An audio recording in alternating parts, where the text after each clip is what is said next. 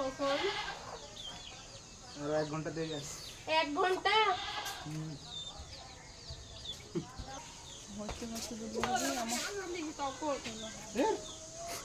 এখনো 40 মিনিট দেরি আছে। সব সময় দিচ্ছি তো, আজান দিলে তো শুনতেই পাবে।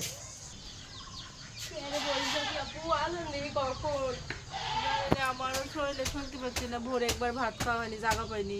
আমি খালি এক ডুব পানি খাচ্ছি, আজকে জায়গা পাই না, খুব আমি খালি কষ্ট এক হচ্ছে। মুঠ মুড়ি খাচ্ছি, আমার খুব আমি কষ্ট মরেও হচ্ছে। খাইনি, আমি পানি খাচ্ছি, আমার খুব কষ্ট হচ্ছে। জানি না, আজকে সময় হেঁটতেছেই না। আজান দিলে এমনি শুনতে পাবো নি। আরে মা, আজান দিবি কখন? আজান দেওয়ার সময় হলে আজান দিবেন। আজকে রোজা খুব কষ্ট হচ্ছে। ভোরে ভাত খাবে না, ঘুম পাড়বে, সারা রাত চেতন থেকে থেকে ভোরবেলা ঘুম আসবে, খাওয়া নাই দাওয়া নাই, রোজা তো লাগবেই। জায়গা পাইনি তো কি করবো, ইচ্ছা করে কি? কে দাদা ভাই, আজান দিবি কখন বলেন তো? এখনো আধা ঘন্টা দেরি আছে। এতবার টাইম কিসের টাইম দেখতেছেন আপনি? টাইমই কমতিস না, ঘড়ি নষ্ট নাকি? এতবার টাইম দেখলে টাইম কমে। কারেন্টও মোড়ার মতিছে, কেবল আবার কারেন্ট দিল। কি বলতেছেন বলেন তো? এতবার টাইম দেখলে টাইম কমবে না। তুমি যা ঘরে যা ঘুমাও, তাহলে টাইম কমে যাবে। দাদা ভাই কয়টা বাজে একটু দেখেন তো। তুমি বলছো ডাক্তারকে দিবে না, তোমার দুঃখে তো আমার রোজাটাই হালকা হয়ে গেল।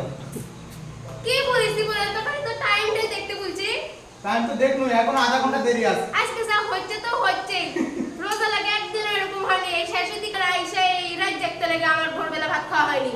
ঠিক আছে, আজকে এক কেজি সব ভাত দোষ খাইবো, আপনার। তোমার কাছে খাওয়াবো সব 1 কেজি ভাত। সব আপনার দোষ, তাই তো আপনার বলতেছি। ঠিক আছে, বাড়ি থাকো না, থাকো তুমি ইফতার করো একলা একলা।